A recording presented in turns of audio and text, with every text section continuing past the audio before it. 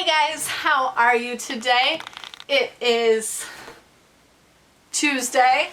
I hope you're doing well. I've had a bit of a slug day. I've had a bit of a bleh sort of day. So I didn't get a lot done. Definitely not as much as I would have liked. But you know what? That's okay, because sometimes we all just need a slug day. So that means that it's already pretty late when I'm starting this reading, but I'll get it uploaded. And also currently loading, bam! This is the video that I promised for the weekend, and it's with magazine art and kind of a how-to, and I did it with my cousin Tom. It looks super cool.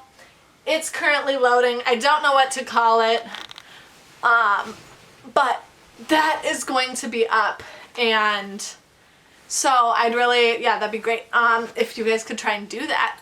Okay, so let's start chapter 6. Lindy is going to get the professor. Oh, also, guess what I got? I didn't get the professor, but I did get hot chocolate. That was my little gift to myself, and I'm very happy about it. And the best thing, is that you can order on the app, so you don't have to like exchange money. So then I wore a mask and I like took the hot chocolate and then disinfected everything. So yeah. Okay, chapter 6. Let's do it. The moment she was out on the bridge, she wanted to turn around and run back to the proc. There was a cool breeze blowing, and the bridge was swaying. She could see between the wooden slats to the foaming, rushing river thousands of feet below. The noise of the waterfall was terrifying. She looked back. The proc raised his arm. "Go on, Miss Lindy. Once you get started, it doesn't seem so bad. Just make it halfway. From there, it's easy." Lindy walked on and tried to keep her head up. It was better if she did not look down. She thought of her brothers and wondered what they would do while she was gone. She remembered how sad the Whangdoodle had looked when he talked about being lonely, and how important he made her feel when he asked her to try to bring the professor back. She clutched the gold ring he had given her and quickened her pace. She looked for the professor, but he was nowhere in sight. "Professor? Professor!" Her voice echoed from the chasm. "Professor!" she cried louder, but there was no reply. Lindy ran the remaining length of the bridge. Looking around, she remembered the dreadful Gaiascatus and hoped fervently that the Whangdoodle would keep his promise. "Professor, where are you?" She noticed a bright clump of yellow flowers on the ground ahead of her. As she watched, they moved slightly. With a jolt of happiness, Lindy realized that they were not flowers at all, but the yellow butterflies on the professor's open umbrella. "Hello, hello!" His head appeared over the rim. He looked startled. "Lindy, good gracious, what are you doing here all by yourself?" "Oh, Professor!" She ran to him and flung her arms around his neck. "I thought maybe you'd gone back without us or something." "But I told you I'd wait for you." "Why were you under the umbrella?" Well, if you recall, I was fighting with the Gaiascatus when you left. The wretched creature knocked me out. When I came to, the monster had disappeared. I didn't want to take the chance of his coming back and finding me, so I camouflaged myself with the umbrella. Thought he'd mistake it for a bunch of flowers." "That's what I thought it was," Lindy said with a smile. "Now, what's been happening and where are the boys? Did you see the Whangdoodle?" "Oh, golly." She sprang to her feet and began to pull at his sleeve. "Come on, Professor. You've got to come with me. It's terribly important. The Whangdoodle wants to see you." "What?" "He sent me to get you. The boys are still in the palace. We can't get home because the proc has their scrappy caps, so you've got to come and tell him to let us go." She urged him towards the bridge. Wait a minute, Lindy. I can't cross the bridge. I told you I couldn't." "But you've got to. I came all this way to find you and bring you back. You just have to get across. The Whangdoodle is waiting to talk to you." "Why would he want to see me?" The professor was puzzled. "I don't know. He seemed really serious about it. Look, he sent you this ring." The professor turned the ring over and over in his hand. "Amazing, just amazing." He looked with desperate longing across the chasm to the glittering palace. Lindy suddenly knew that she had to be very firm. Take my hand, Professor, and come with me. I can't, Lindy. I would give my soul to come with you, but I can't see the bridge. And if I can't see the bridge, what can I do? You can see the Whangdoodle's ring, can't you? She cried. Yes. Well, that proves that the Whangdoodle is waiting for you. It proves that there really is a bridge too, because how could I bring the ring to you otherwise? All you have to do is trust me. The bridge is there, I promise. You only have to walk across. But I don't see it. Then don't look. Keep your eyes on me. Hold my hand and don't look down, whatever you do. He hesitated, and she gave a small cry of frustration. She pulled him towards the edge of the chasm and began talking, saying the first things that came into her head. It's such a little way across. Really, it is. Just make it halfway and the rest is easy. Oh, Professor, wait until you see the inside of the palace. You won't believe how beautiful it is. It's shining and cool and peaceful. There's room for everybody in the whole world, but it isn't at all a lonely place. Keep looking at me, Professor. Hold my hand tighter.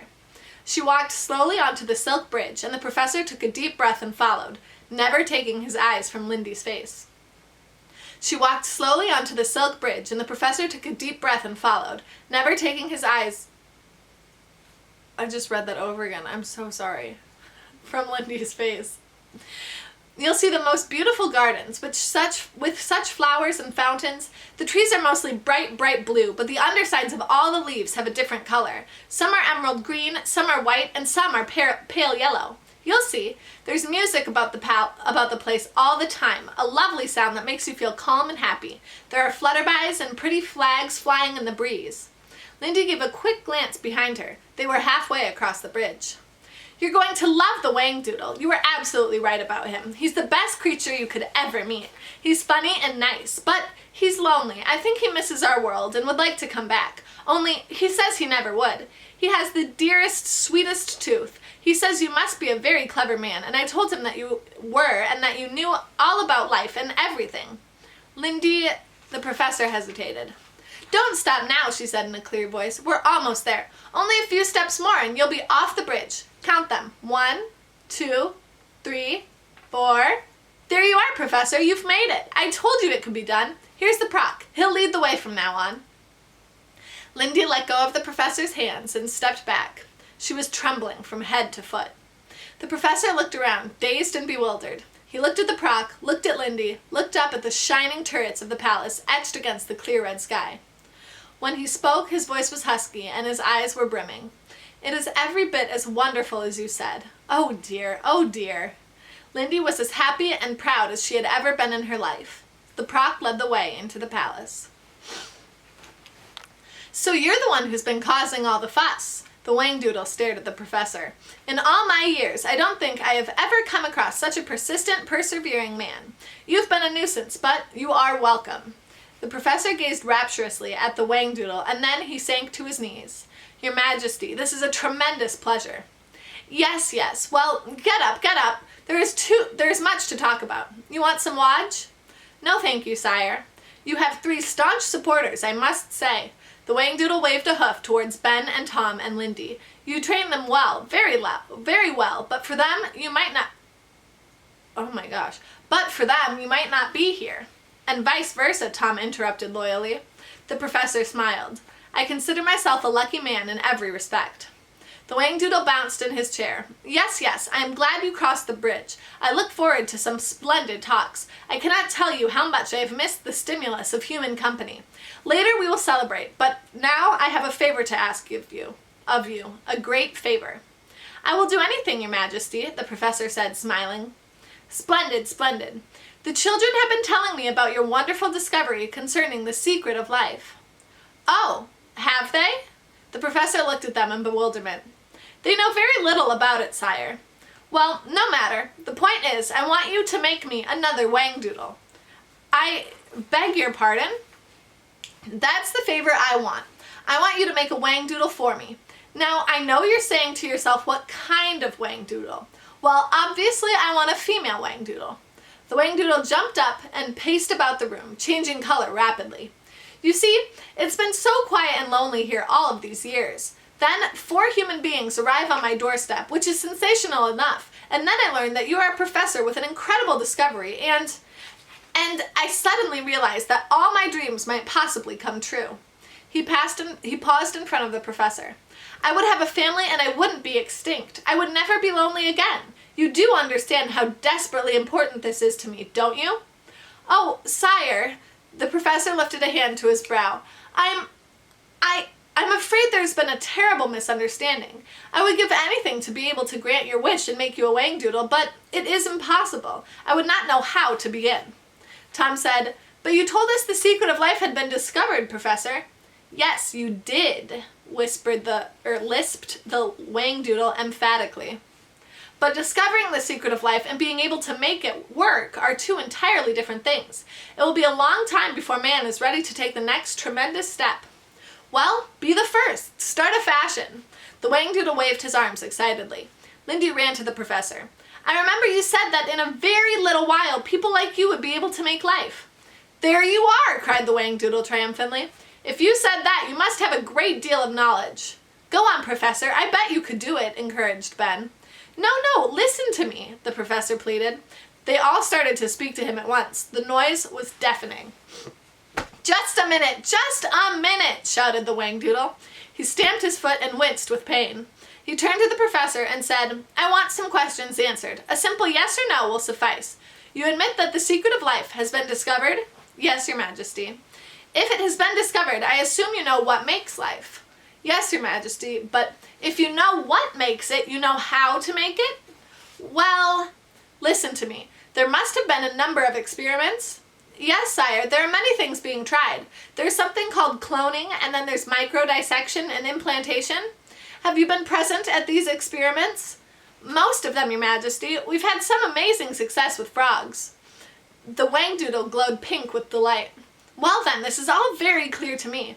I don't see what all the fuss is about. If you have been smart enough to find the secret of life and it works on a frog, for heaven's sake, why not a Whangdoodle? I am a willing subject for research. All you have to do is get your thinking organized, and I am certain that you will come up with the solution. The professor gave an exasperated sigh. Your Majesty, how can I convince you that you are asking for the impossible? I hate to disappoint you, but the work in genetics is really just beginning. I've devoted most of my life to research, and yet I only have a few answers. How could I possibly know enough to create a Whangdoodle? The Whangdoodle stared at the professor and slowly turned a very pale blue. He looked terribly dejected and slumped back on his throne. After a moment he said, Bother, that's very sad.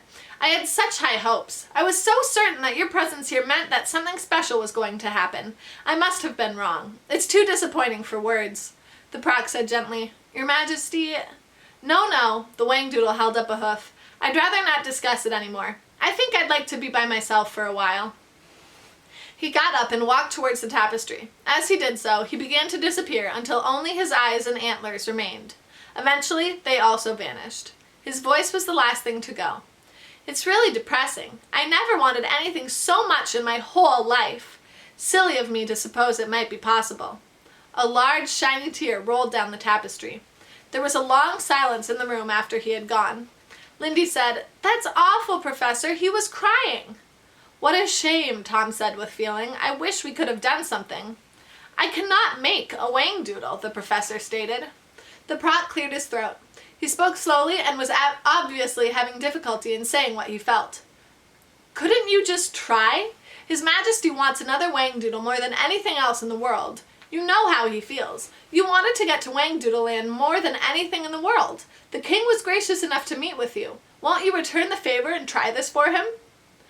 The children had never heard the Proc speak with such feeling. The professor shut his eyes. I would love to help. I don't like to see the Whangdoodle upset any more than you do, but I can't see how it's possible. Lindy interrupted. You know what, Professor? Ever since we met, you've been saying to us, you can. But lately, all I've heard is I can't. Ben said quickly, You once said that whatever man can imagine, he can do. Lindy clapped her hands. You said that you couldn't cross the bridge, but you did. Oh, Professor, cried Tom, give it a chance. How do you know you can't make a Whangdoodle until you've tried? The children clustered around him. The Proc said, Professor, I know you are a man of great strength. When you choose to believe in something, you are unshakable. Won't you believe now that this experiment is possible? The professor looked at the four of them, 4 pairs of eyes staring at him unblinking, waiting for his reply. He mumbled, I would need equipment. It's liable to take a long time. Tell me what you need, said the proc. I will see that you get it. The professor held his forehead in concentration. I would need a dissecting microscope, possibly a laser beam, ultrafine dissecting equipment, saline solution, flasks, culture tubes. His words were drowned by the cheer that came from the children. They danced around the professor, hugging him, patting him, kissing him, laughing with happiness. Even the proc smiled broadly. Chapter 7, which we won't finish, but we'll get halfway there. The great hall of the palace had been turned into a laboratory. By some incredible means, the proc had managed to obtain all the things the professor asked for. The professor was stunned when he entered the hall for the first time.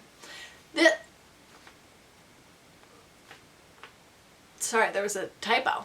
This vast, normally empty room was now filled with the most modern scientific equipment, plus benches, chairs, blackboards, bottles, and tubes of every description. But where did you get all this? How could you possibly manage it? The proc looked a little smug. I borrowed it. You borrowed it? From your laboratory at the university. What? Don't worry, I'll put it all back. You do your job, I'll do mine. The palace was bustling with excitement. Everyone had been advised of the remarkable experiment that was being conducted. As a result, the professor was given the utmost respect and attention. He began to work. The children wisely left him alone, but towards the end of the first day, they did peek in on him just to make sure he was all right. They found him seated on a high stool, his head in his hands. Sheets of paper were scattered all over the floor. A waste bin was full to overflowing. The blackboard was covered with formulas. Lindy touched the professor's arm. Everything all right? She whispered. Oh, my dears, I'd quite forgotten about you. He seemed very distracted and rubbed his eyes wearily. I just don't seem to be able to get anywhere, he sighed. It will take a miracle. It's a miracle that we're here, Tom reminded him. Yes, remember what you said about that, added Ben. You said that miracles only happen after a lot of endeavor. A mind has to be ready and open before a miracle can happen. But that's just it, the professor replied desperately. That's the problem. Right now my mind isn't open. I've been sitting here thinking so hard. I realize now why I was unable to cross the bridge, why I couldn't see it. I was torn between two worlds.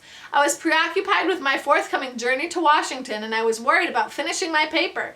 I always worry if my work is not completed. So the real world is fighting with the world of my imagination. My concentration was hopelessly ruined.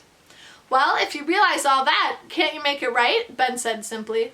The professor was annoyed. Do you have any idea of the magnitude of this miracle you're asking me for? I couldn't see the bridge, yet you're asking me to make a whangdoodle. I know what you need, Lindy said in her practical voice. You need a scrappy cap. That's it, cried Tom. It would help you to concentrate. Great idea. Come on, we'll go ask the proc about it, said Ben. They rushed towards the door. No, children, wait, the professor called after them, but they had gone. A short time later, the proc arrived. He placed Lindy's bonnet on a workbench. Having a few problems? A few? That's a masterpiece of understatement. Oh, well, try the bonnet. It might work. Oh, come on, my good fellow. The professor looked impatient. You know as well as I do that those hats mean nothing. They're not magic at all. They're not? Of course not. They're just a device, something for the children to believe in, to help them bridge the gap. The proc gave a small smile. Well, they obviously work very well for them. I wouldn't underestimate those hats if I were you. I don't follow. It's quite simple. You say the hats are not magic, yet the fact is that without them the children would never have believed enough to get to Whangdoodle Land. As you pointed out, by wearing the hats they were able to bridge the gap. Obviously you're having a lot of problems right now. You're trying to bridge a gap too. It would seem to me that Miss Lindy has a sensible idea. Try the hat. What have you got to lose? The professor banged his fist on the table. But I'm telling you, the hats are just a contrivance. There's nothing special about them. If you say so. The proc was irritatingly calm. He eased himself to the door with his long, gliding walk. See you later. Proc, what if this experiment is a failure? Supposing I don't succeed. The proc opened the door. I suggest we wait and see how you get on. If I don't make another whangdoodle, you're not going to give us the hats, are you? You intend to keep us here. You're not going to let us go at all. But how can I possibly keep you here? The proc replied innocently. You just said that the hats mean nothing. I couldn't stop you from leaving. Yes, but you know the children believe. Right now, the children are having a grand time and couldn't care less about going home. I suggest you stop worrying about them and concentrate on making a whangdoodle for His Majesty. Plenty of time later to talk of going home." He quietly left the room. The professor stared after him and thought for the upteenth time that the proc was a maddening fellow. He sighed deeply and looked at Lindy's hat on the workbench. He picked it up and turned it over in his hands. In the olden days, people really believed that magic emanated from the hat. They believed in the hat just as much as they believed in the whangdoodle. Ben and Tom and Lindy certainly believed that the hats were the reason for their success. Was it possible? Could he have underestimated the Scrappy Caps? Were they magic after all? The professor considered the possibility and, very slowly, put the bonnet on his head and tied the ribbons beneath his chin. He sat still and waited. There was an uncanny light in the great hall, but he was used to that. His years of practice had taught him that any period of sustained concentration brought with it a feeling of bright, strong light. The children had discovered that also. He looked around the laboratory at the familiar equipment and at his notes and equations. He rested his chin on his hands and thought about the whangdoodle. Quite suddenly, it happened. A strange sensation crept over him. There was a feeling of lightness, as if a great weight were being lifted from his shoulders. He forgot about the children and the proc. Thoughts and ideas flooded into his mind like the water that raced down the hillsides to join the Golden River. The professor reached for a pad and pencil and began to write as fast as he could. Hours later, the big double doors to the great hall opened. The whangdoodle peeped into them. "Hi there," he said with a shy grin. I just couldn't keep away any longer. How's it all going?" The professor was wildly busy. Clouds of steam billowed from a pan at one end of the room. Several flasks containing colored liquids were bubbling noisily. The professor's spectacles were on the very tip of his nose. He was scribbling furiously on the blackboard. The whangdoodle crept forward and peered over his shoulder. He made noises of appreciation. "My word, you humans have come a long way since I was around. I confess, I haven't the slightest idea what you're doing." The professor grabbed a towel and rubbed the board frantically. "I sometimes wonder myself, Your Majesty. Now, if you'll excuse me." "Oh, this is all so exciting," the whangdoodle lisped happily. "I can't tell you how I appreciate this effort. So much seems to be happening. Have you seen my slippers?" He lifted a foot to show the professor. "I lost the pink ones just a while ago, and look what's growing already. Aren't they sensational? Silver and gold with bells on. I've never grown bells before. I can only surmise that this is due to the anticipation." The professor put both hands to his head. "Your Majesty, I really do have to concentrate." "Oh, yes, of course you do." "Oh, goodness, I hope you will succeed. I can't eat, you know. I just can't. I must confess that even in the old days, when there were more of us, I seldom had the company of a lady whangdoodle. The humans kept us so busy, you see. At one time, they loved us very much, and we loved them. I'll tell you a secret. I miss them a great deal. It's been very lonely these past 500 years. You can understand my anxiety about the experiment?" "I can, Your Majesty, but there won't be any experiment if I don't have a little peace and quiet." "Ah, yes, I was just going. Is there anything I can do?" "Just try to keep everyone away from the Great Hall for a while." I will. "Sire, please don't get too excited. This may not work. I'm on to something, but it could fail," the professor cautioned. Come, a little perseverance." The whangdoodle slapped the professor on the back. "Keep up the good work. I just know you can do it. You're a splendid fellow. Splendid." He bounced to the door. "You will send for me the moment something happens?" "Yes, Your Majesty." "You're really on to something?" "Yes, Your Majesty." "Ooh, I can't stand it. I may suffocate with excitement. I will leave you now. Pax amore lepos in io condo. Goodbye." "Goodbye." The professor turned away. The whangdoodle popped his head around the door again. "Oh, one more thing." The professor sighed with exasperation.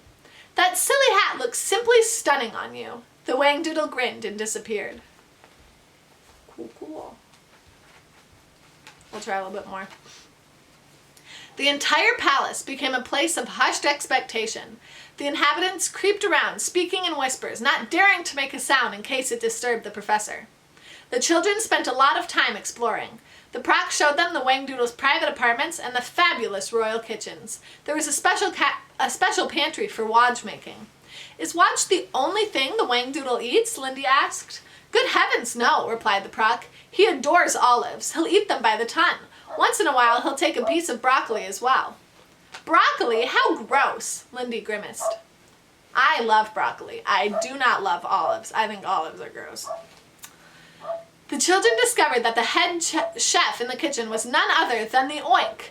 They watched him making a fresh batch of waj. He looked very efficient in his tall chef's hat, but he sang mournfully, "Sweets for a sweet tooth, confections for the royal. Put it in a saucepan and leave it there to boil." The Proc patted the Oink on the shoulder. "Keep up the good work. His Majesty is delighted with the cooking." He winked at the children and whispered, "He is awfully vague at times, but there's not a better waj maker in the country." The Oink said solemnly, "Watch out for yesterday. It'll catch up with you every time." The children learned how the palace was organized. The household chores were carried out by hundreds of penguin-like creatures called jiffies. They were always running frantically about the place and seemed terribly busy. The Proc explained that it was not in a jiffy's nature to walk, which was why they made such efficient help. You see, they get things done in half the time, and that leaves them plenty of time to play, which is something they love to do. The other important members of the palace staff were the little furry flukes. They were couriers for the Whangdoodle, ran errands, and generally made themselves useful. Tom asked if he could visit the Whifflebird. He found her curled up on a pillow in a small, cheerful room. She looked tiny and fragile, and her colors were dull, as she lay listless and alone. But the moment she saw Tom, she brightened considerably. "Hello, Whifflebird. We've all been so worried about you. How are you feeling?" She fluffed out her feathers and began to make small crooning noises. Tom knelt down and stroked her fondly. He saw the tiny hands come through the waving plumes and the black button eyes staring out at him. "I do hope you'll be well enough to get out and about soon. It's lonely without you, you know." His words seemed to work wonders, for she began to strut up and down and behave much like her old self. "I'll come back and visit again if you promise to get well soon. Is that a deal?" At this, she seemed very content and settled back in a corner to rest. Tom left the room feeling much happier. After worrying so much about the Whifflebird, it was good to know that she was on the road to recovery. The Whangdoodle sent for the children often, and they spent long hours with him. They were wonderful hours, for he was the most gracious and fun-loving host. He was thrilled and stimulated by their visits, yet at times his mind was obviously elsewhere. Under the circumstances, it wasn't hard to guess that His Majesty was most anxiously awaiting to hear from the professor. The weather became very cloudy and still. Late one afternoon, it began to rain, slowly at first, large drops splashing against the crystal walls and running down the shimmering rivulets. The wind rose and the rain came down harder. The Proc hurried into the salon where the Whangdoodle was having tea and waj with the children. There was a rumble of thunder overhead. The Proc spoke with restrained excitement. "Your Majesty, it hasn't rained in years, not like this. You know what that could mean?" I know, my good fellow. I was thinking the same thing myself." The Whangdoodle began to tremble and rose unsteadily to his feet. "Oh my goodness, you don't suppose that—" He gulped and was unable to finish his sentence. The Proc seemed to be listening for something. "In the olden days, we believed that a storm such as this was an omen. Something out of the ordinary is going to happen, I'm quite sure of it." The thunder rumbled once more, and the wind chimes in the courtyard sang an eerie song. Over the sound came another sound, a faint chattering noise that brought the children to their feet as it grew louder and louder. The Proc strode to the big double doors and flung them open. The noise was almost deafening. Running towards him down the corridor were all the members of the royal household. They were chattering and tripping and falling over each other in their haste and excitement. And we will end there for today. We have just tomorrow left of this whole book, and I can't wait to finish it with you guys. I want to know what your least favorite foods are. Lindy doesn't like broccoli. I cannot stand olives. What about you guys? Of course, it's always important to still try them because your taste buds can always change. All right, have a great night, and I'll see you tomorrow. Bye!